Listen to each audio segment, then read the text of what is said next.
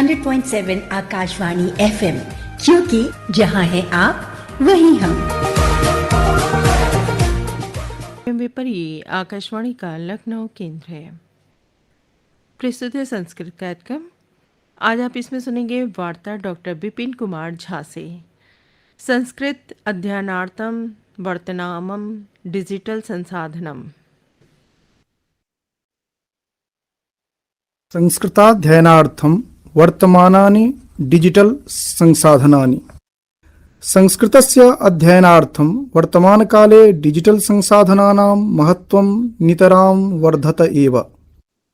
संस्कृताध्ययननिमित्तानि वर्तमानकाले डिजिटल संसाधनानि अल्पान्येव वर्तन्ते। अस्य आशयः अस्ति यत् संस्कृतसामग्री निर्माणाय, विश्लेषणाय वा विशेषतया निर्मितानि बहूनि साधनानि न सन्ति, यथा आङ्ग्लादीनां विषयेषु सन्ति। संस्कृताध्ययननिमित्तं समर्पितानि संस्कृताध्ययन डिजिटल संसाधनानि न्यूनानि एव सन्ति। तथापि केषाञ्चन विद्यमान संसाधनानां विषये यथामति प्रस्तौमि। कस्यचन राष्ट्रस्य या संस्कृतिर्भवति तया सह कश्चन अद्वितीय तादात्म्यसम्बन्धो भवति। अयं सम्बन्धः अन्येभ्यः देशेभ्यः तं वैशिष्ट्यम् आददाति।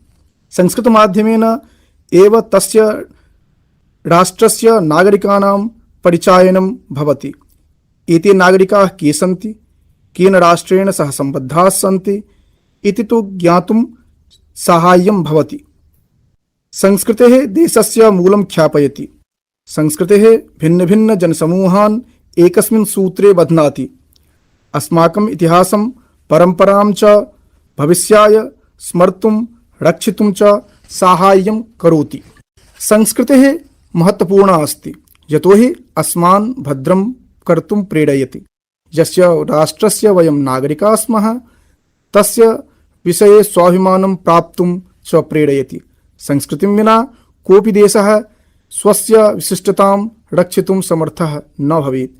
अतः अस्माकं संस्कृतेः ज्ञानं, तन्नियमपरिपालनम् अति महत्त्वपूर्णम् अस्ति।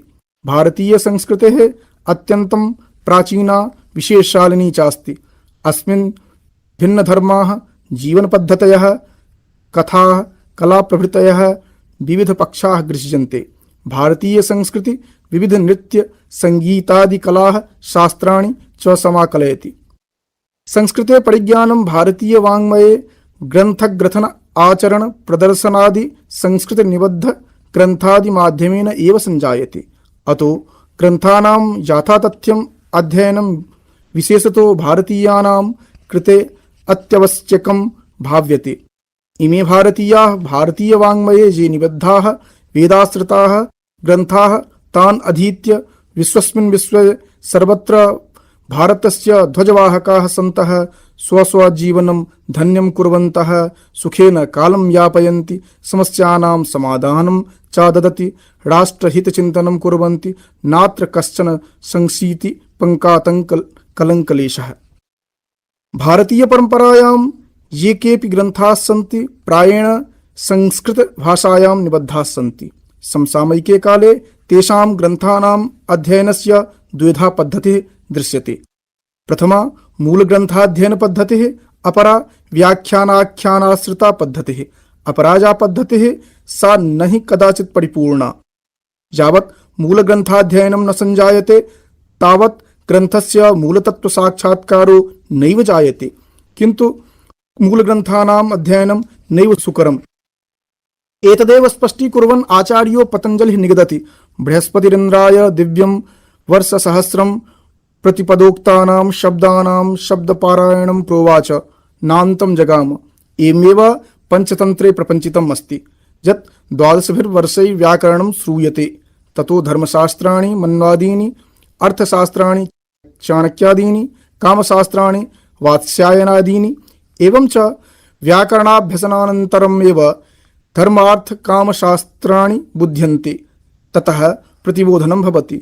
एवमेव महाभारते वनपर्वणि उक्तम् अस्ति यत् सर्वः सर्वं नैव जानाति, सर्वः सर्वं न जानाति, सर्वज्ञो नास्ति कश्चन, नैकत्र परिनिष्ठास्ति ज्ञानस्य पुरुषे क्वचित्।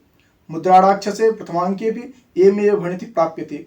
इत्थं स्पष्टतां याति यत् संस्कृतवाङ्मयस्य सर्वेषां मूलग्रन्थानाम् अध्ययनं कर्तुं जनाः नैव पारयन्ति। इतोपि केवलम् अध्ययनेन तावान् लाभः नास्ति यदि व्यवहारे तस्य अङ्गीकरणं न भवेत्।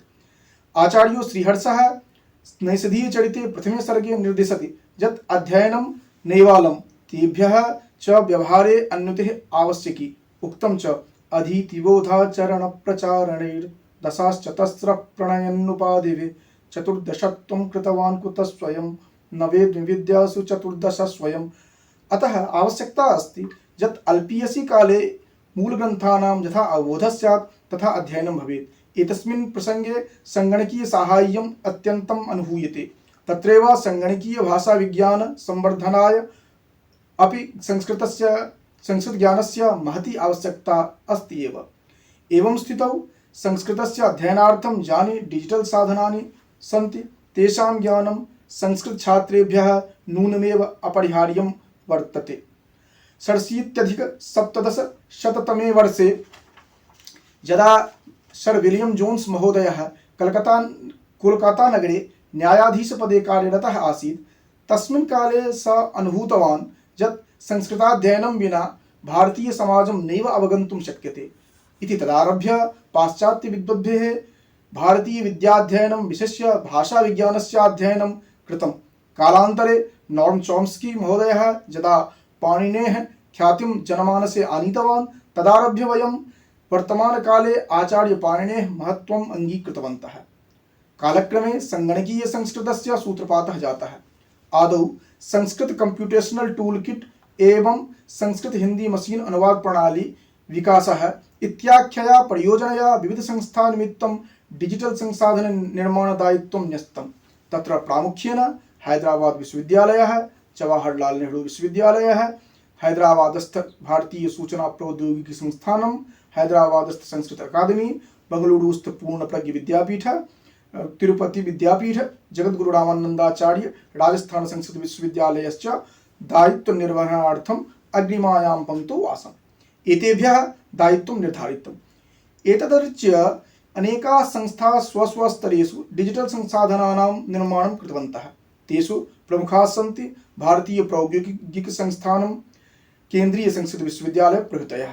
एवमेव भारतीयाः पाश्चात्याश्च वैयक्तिक स्तरेषु अनेकेषां डिजिटल संसाधनानां निर्माणं कृतवन्तः। यथा हि संस्कृत क्षेत्रे प्रथमतया डिजिटल रूपे जाह्नवी शोधपत्रिका प्रकाशनं 10+2000तमे वर्षे आरब्धम्। एवमेव संस्कृत जगति प्रथम वेबिनार अनया पत्रिकया एव आरब्धम्।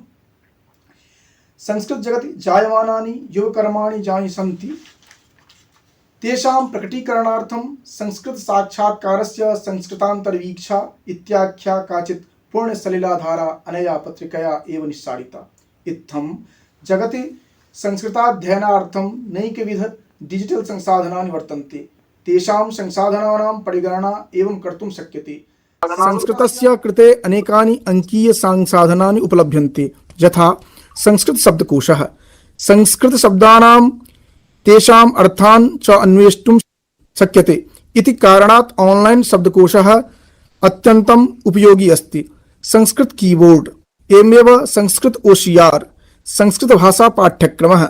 संस्कृत भाषा पाठ्यक्रमः संस्कृत भाषा साहित्यस्य अध्ययनार्थम् अनेकानि ऑनलाइन पाठ्यक्रम मिश्रितानि डिजिटल संसाधनानि वर्तन्ते। संस्कृत पाठ संपादकः एवमेव Sanskrit font converter, Sanskrit spell checker एवमेव संस्कृत व्याकरण मार्गदर्शिका एवमेव अन्यानि अपि कानिचन एप्स तथा च जालपुटानि सन्ति। इत्थं द्रष्टुं शक्यते यत् यद्यपि समर्पितानि संस्कृताध्ययन डिजिटल संसाधनानि न्यूनानि एव सन्ति तथापि वयं केषाञ्चन विद्यमान संसाधनानाम् उपरि विवरणं श्रुतवन्तः। सम्प्रति डिजिटल विपणन संसाधनानि द्रष्टुं शक्नुमः। सामान्यानि डिजिटल विपणन संसाधनानि सामाजिक माध्यम मंचाः। यद्यपि विशेषतया संस्कृतस्य कृते न तथापि फेसबुक, इंस्टाग्राम, ट्विटर इत्यादयः मंचाः संस्कृत भाषायां सामग्रीं निर्मातुं शक्नुवन्ति। परंतु भाषायाः लघुदर्शकानां कारणात् व्याप्तेः संलग्नता च सीमितं भवितुम् अर्हति। सामग्री प्रबंधन प्रणाली वर्डप्रेस इत्यादीनां मंचानाम् उपयोगेन संस्कृत जालस्थानां निर्माणं कर्तुं शक्यते। यद्यपि भाषा समर्थन कृते अतिरिक्त प्लगिन संस्थापयितुं शक्यते। ईमेल विपणन उपकरणं मेलचिम्प तथा कांस्टेंट कांटेक्ट इत्यादीनां सेवानाम् उपयोगेन संस्कृत ईमेल प्रेषणं कर्तुं शक्यते। भाषा विशिष्टानि संसाधनानि अंकीय संस्कृत गुरुः अयं मंचः संस्कृत शिक्षणाय संलग्नतायै प्रौद्योगिक्याधारित संसाधनं प्रददाति। संस्कृतम् एतत् संसाधनं मुख्यतया पाठ्य संधानाय अस्ति। संस्कृत लिप्यन्तरण साधनम् एतानि संसाधनानि संस्कृत पाठं रोमन लिप्यां परिवर्तयितुं तद्विपरीतं कर्तुं च साहाय्यं करोति। मैन्युअल वर्कआउट सामान्य एसईओ सिद्धान्तानाम् उपयोगं कृत्वा प्रासंगिकं कीबोर्ड सामग्री अनुकूलन विषये च ध्यानं दातुं शक्यते। गूगल विश्लेषणम् एवमेव सामाजिक माध्यम प्रबन्धनम् सम्प्रति भविष्यस्य संभावना चिन्तनम्। संस्कृते वर्धमान रुचिः प्रौद्योगिक्यः उन्नतिं च संसूचयति यत् भविष्ये डिजिटल विपणन साधनानि उद्भावितुं पारयेम, यथा संस्कृत कीवर्ड शोध संधानानि, संस्कृत सामग्री अनुकूल मंचाः, संस्कृत सामाजिक माध्यम प्रबंध साधनम्, संस्कृत भाषा विश्लेषणम्। अन्ते इत्थं कथयितुं शक्यते यत् संस्कृताध्ययनार्थं वर्तमानं डिजिटल संसाधनानि वर्तमान परिदृश्ये यद्यपि अल्पीयांसि एव सन्ति तथापि एतत् क्षमतायुक्तं वर्धमानं क्षेत्रम् अस्ति। सामान्य डिजिटल उपकरणानां प्रयोगः मानवीय यत्नेन सह विद्यमान भाषा संसाधनानां संस्कृत अध्येतॄणां कृते च अत्यन्तं लाभाय एवास्तीति निश्चप्रचम्। अभी आप सुन रहे थे डॉक्टर विपिन कुमार झा से वार्ता संस्कृत अध्ययनार्थम वर्तमानम डिजिटल संसाधनम। इसी के साथ ही संस्कृत कार्यक्रम अब समाप्त हुआ।